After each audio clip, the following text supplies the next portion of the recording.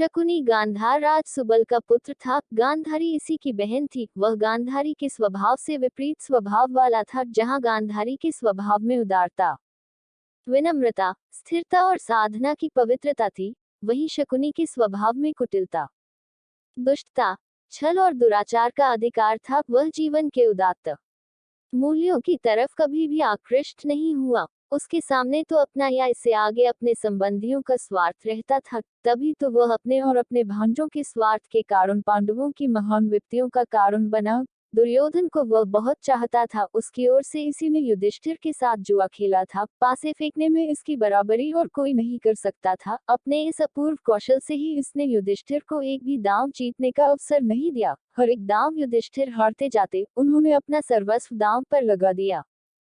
तब भी इस दुष्ट ने उन्हें इनकी पत्नी द्रौपदी को दांव पर लगाने के लिए उकसाया। युधिष्ठिर ने द्रौपदी को भी दांव पर लगा दिया। जब युधिष्ठिर सब कुछ हार गए तो उन्हें वचनबद्ध होकर वनवास को जाना पड़ा। वहां अनेक आपत्तियों का सामना पांडवों ने किया। कौरवों ने अपने भाइयों की पराजय पर खुशी मनाई। इन सब में गर्व से फूलने वाले दो व्यक्ति थे। एक था दुर्योधन और दूसरा था शकुनी। शकुनी ने महाभारत में युद्ध किया था। वह बड़ा अच्छा अश्वारोही था और गांधार के श्रेष्ठ अश्वों का एक रिसाला उसके पास था। सहदेव के साथ उसका युद्ध हुआ, जिसमें सहदेव ने उसे मार गिराया। उसके भाई और पुत्र आदि भी सभी मारे गए। शकुनी सदा दुर्योधन की हाँ में हाँ मिलाना जानता था। कभी भी नेक सलाह उसने दुर्योधन को नहीं दी। कहा जाता है कि वह हस्तिनापुर में किसी राजनीतिक उद्देश्य के कारण ही रहता था। उसी कारण संभवतया गांधार राज सुबल ने अपनी पुत्री गांधारी का विवाह अंधे धृतराष्ट्र के साथ किया था। कुछ लोग तर्क रखते हैं कि आखिर तो शकुनी कौरवों का मामा था। फिर यदि उसने उनके भले के लिए कोई बुरा काम किया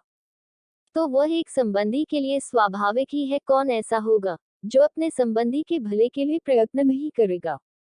लेकिन जहां तक जीवन की उदात्त चेतना का संबंध है, इस तरह के तर्क निराधार ही प्रमाणित होते हैं, क्योंकि शकुनी ने छल और कपट का आश्रय लेकर उस पक्ष का साथ दिया था जो अपने भाइयों के प्रति पूरी तरह अन्याय करने पर तुला बैठा था। जिन पुत्रों को स्वयं माता गांधारी ने आशीर्वाद नहीं दिया था, उनको शकुनी ने अन्याय की ओर अधिकाधिक प्रेरित किया। शकुनी का ऐसा करना यही व्यक्त करता है कि उसके हृदय में न्याय और सत्य की प्रेरणा नहीं थी। वह तो एक कुटिल व्यक्ति था जो अपने स्वार्थ के कारण जीवन की उदात्त गरिमा को ठुकराकर कितने भी नीचे गिर सकता था। महाभारत के पात्रों में जहां एक तरफ जीवन की श्रेष्ठता और उदात्त गरिमा बोलती है, उसके विपरीत शकुनी जैसे व्यक्तियों में क्षुद्रत्व का भी रूप में हमें मिल जाता है। कौरव पांडवों के गृह कलह का बहुत कुछ उत्तरदायित्व उसी पर है। यदि वह कुछ और ऊंचा उठकर सोच पाता तो पांडव